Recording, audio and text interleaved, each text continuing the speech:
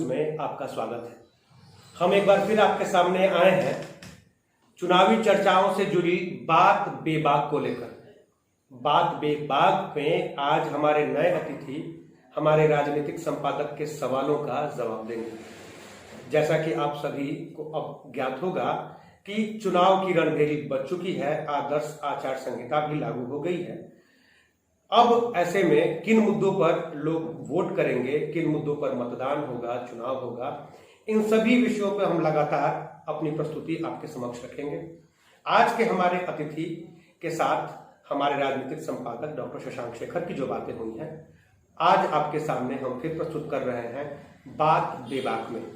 देखते हैं क्या बातें हुई हमारे राजनीतिक संपादक के साथ और क्या कहा हमारे अतिथि ने। मैं डॉक्टर शशांक, आज हम अपने नियमित कार्यक्रम के तहत पहुंचे हैं बक्सर के नया बाजार आश्रम स्थित सीताराम विवाह महोत्सव आश्रम में। नया बाजार का यह स्थल अपने पौराणिक मान्यताओं के लिए देश दुनिया में जाना जाता है।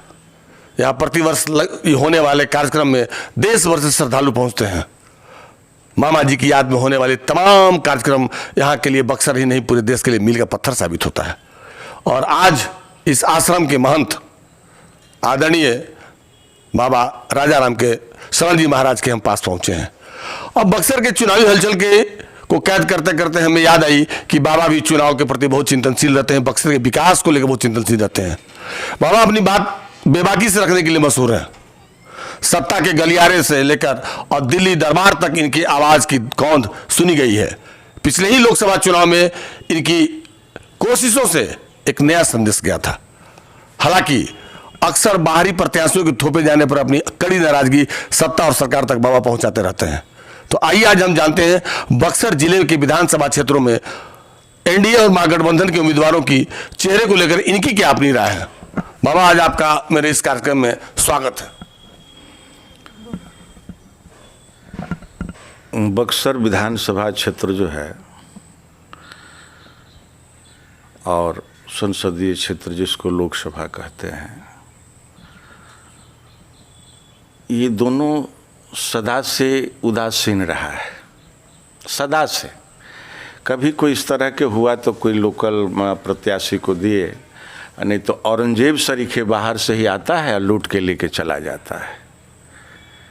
एनडीए सरकार भाजपा से संबंधित अगर कोई लोकल प्रत्याशी यहाँ देते हैं और वो जमीनी नेता हो तो बहुत अच्छा है। अगर जमीनी नेता नहीं हो, अगर बीच में आने वाले व्यक्ति हो तो वो भी यदि हो तो उसको यदि वो बक्सर क्षेत्र का विकास करें तो हम लोगों के लिए सबसे बढ़िया नेता वही होंगे जो बक्सर का विकास करें। किसी दल पार्टी की ओर आपका अगर मन इशारा हो तो साफ तौर से बताया जाए। नहीं, किसी दल पार्टी को हमारा कोई इशारा नहीं है।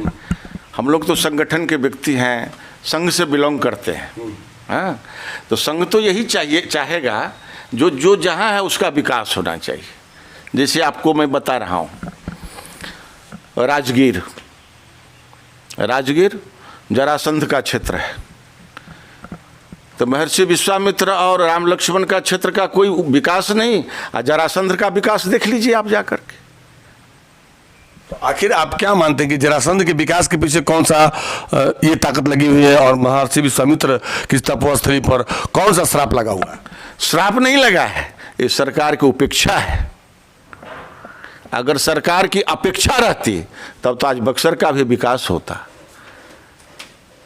वो सरकार का निजी क्षेत्र है, नीतीश कुमार का निजी क्षेत्र है, इसीलिए उसका विकास हो रहा है। नहीं तो कहीं ना कहीं अभी लग रहा है कि भाई जो आपके लोकल प्रतिनिधि हैं, लोकसभा में सांसद गए हुए हैं, भारत सरकार में मंत्री भी हैं अश्विनी चौबे, स्थानीय विधायक मुन्ना तिवारी हैं और तमाम दलों के लोग हैं और धर्म संगठन और ये जो आश्रम है वो तो सबका है, लेकिन बावजूद इन लोगों का कितना प्रेम आपसे है और कितना जुड़ाव हो पा रहा है इस आश्रम से और विकास के मामले में अभी फीसदी साबित है।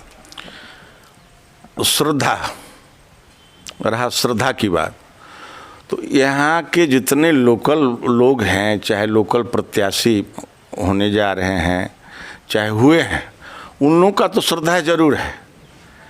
अब मान ली हम ही किसी अनजान जगह पर गए तो वहाँ हमारा कितना श्रद्धा होगा, उसी तरह यहाँ चौबे जी का है।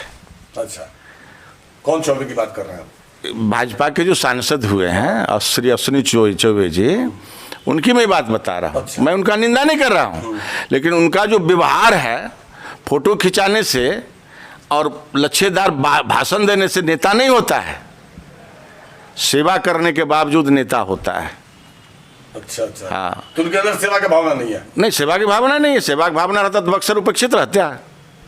अभी हाल में बक्सर के लाल और सुबह बिहार के डीजीपी रहे बड़े भाई गुप्तेश्वर पांडे ने वीआरएस लेकर समाज सेवा के क्षेत्र में कदम रखने की बात कही है। क्या लगता है कि बक्सर की इस धरती पर कितने खड़े उतर पाएंगे? बक्सर की धरती पर अच्छे से वो डील करेंगे, बढ़िया खड़े होंगे। और इतना दिन सरकार का सेवा किए हैं तो सेवा करने का तो अभ्यास होगा ही उनको। और साथ साथ यदि लोकल प्रत्याशी बनते हैं, भगवान कृपा से कहीं जीत जाए वो, तो बहुत बढ़िया सेवा करेंगे। क्योंकि आगे का तो पूरे बिहार का तो काम उनके माथा पर तो नहीं रहेगा, केवल जिला भर का काम रहेगा बक्सर का, वो अपना विधानसभा क्षेत्र का, तो उस पर ज़्यादा ध्यान देना चाहिए उनको। लेकिन आप कह रहे हैं कि आप संघ से जुड़े हुए हैं और संघ के कार्यकर्ता और भाजपा का बहुत अनुनाश्रित संबंध होता है, और इतने दिनों से जो पार्टी के कार्यकर्ता वर्कर सेवा में लगे हुए हैं, अगर गुप्तेश्वर पांडे जी आ जाते हैं तो उनकी भारी उपेक्षा होगी? नहीं, उपेक्षा, ये संघ का तो कहीं सवाल ही नहीं आता उपेक्षा का। संघ तोड़ता नहीं है, संघ जोड़ता है। तो इनके आने से संघ जुटेगा? नहीं, इनको जोड़ेगा। यदि संघ की तरफ ही झुके, भाजपा की तरफ झुके, तो स्वाभाविक इनको जोड़ेगा। लेकिन मैं संघ का गारंटी लेता हूं, पार्टी का नहीं। एक और सवाल है कि आप बक्सर जिले के चारों विधानसभा पर आपकी पैनी निगाह है और तमाम लोग आपके साथ जुड़े हुए रहते हैं। क्या लगता है राजपुर, डुमरांव और ब्रह्मपुर का सिनेरियो क्या रहेगा इस चुनाव में? महागठबंधन और अगर एनडीए की बात की जाए तो अभी दो सीटों पर महागठबंधन और 2 पर एनडीए का कब्जा है। संतोष निराला राजपुर में एनडीए के हैं, मंत्री भी हैं, लेकिन उसके बावजूद भी आज भी बस स्टैंड तमाम चीज़ें लगातार उपेक्षित है सरकार बनने के बाद। तो क्या लग रहा है कि इस बार जनता बदलाव चाहेगी? जनता तो बदलाव चाहती ही है, लेकिन बदलाव होने में बड़ा परिश्रम पड़ेगा। और हमको यदि विधायक बना करके, हमको जनप्रतिनिधि बना के लोग भेजे, जो आपको मैं भेज रहा हूँ वहाँ का सेवा करें, और हम कान में रुई डाल के सो जाएं, तो सरकार की गलती है कि हमारी गलती है? ये हमारी गलती होगी। यहाँ क्षेत्रीय विधायक का गलती है जो सेवा नहीं हो रहा है। उसका मतलब कि मैंने स्थानीय प्रतिनिधि जो बनते हैं वह गैर जिम्मेवार हैं, गैर जिम्मेवार। सरकार का कोई दोष नहीं है। सरकार का कोई दोष नहीं। सरकार तो संसदीय निधि जो है वो दे ही रही है। जो विधायक का निधि जो होता है वो दे ही रही है। विधायक लोग अपना खर्च करते ही हैं, लेकिन कहाँ करना चाहिए ये सोच विचार के करना चाहिए, अपने निगरानी में करना चाहिए उनको। आपको हम एक ही बात बता देते हैं, जो सरकारी बिल्डिंग क्यों गिर जाता है और ठेकेदार का बिल्डिंग क्यों नहीं गिरता है? उसके पीछे अपना निजी स्वार्थ है, उसमें राज है। यही कारण। हाँ, कहावत है, जो कुछ हम खाएं कुछ तुम खाओ, खाने का टाइम है अभी। पर्यटन को लेकर भी मैं आपसे एक सवाल जानना चाहता हूं कि इतना धार्मिक और आध्यात्मिक और यह पौराणिक रामायण में भी इसकी काफ़ी महत्वपूर्ण चर्चा है, बावजूद इसकी इतनी घोर उपेक्षा है कि अगर यहाँ पर्यटन से जुड़ता तो रोजगार के संसाधन खुलते। आपके द्वारा तमाम कोशिश की जाती है तो 1 महीने तक पूरे प्रोग्राम और पूरा इलाका रोजगार से भर जाता है, गरीब छोटे छोटे दुकानदार भी अपने कुंजी लेके। लेकिन कहीं ना कहीं इस बात की टिस रह जाती है कि इतने बड़े साधु संतों और महर्षियों का इलाका है और पर्यटन से नहीं जुड़ने से यहाँ बेरोजगारी परम पर है और चरम पर मैंने चढ़ी हुई है। इसके लिए किसको जिम्मेवार मानते हैं? आपको तो मैं पहले बताया, जो फोटो खिंचाने से काम नहीं चलेगा। हाँ, यहाँ कर्तव्य करना चाहिए, कर्तव्यनिष्ठ पृथ्वी है ये। बक्सर महान तीर्थ है, इस तीर्थ का जो उपेक्षा किया है वो स्वयं उपेक्षित हो जाता है। आपने सुना, बाबा ने कहा कि यह तीर्थ क्षेत्र है, ये महान तीर्थ क्षेत्र है। अगर आप यहाँ की उपेक्षा करने वाले जनप्रतिनिधि बनते हैं वे खुद उपेक्षित हो जाएंगे। ऐसे में अब विधानसभा का चुनाव नजदीक है, क्या लगता है कि ये चारों सीट पर महागठबंधन और एनडीए के बीच जो संघर्ष होगा उसमें किसकी जीत होगी? ये जिस पार्टी से भाजपा का गठबंधन है वही उसी को जीतना चाहिए।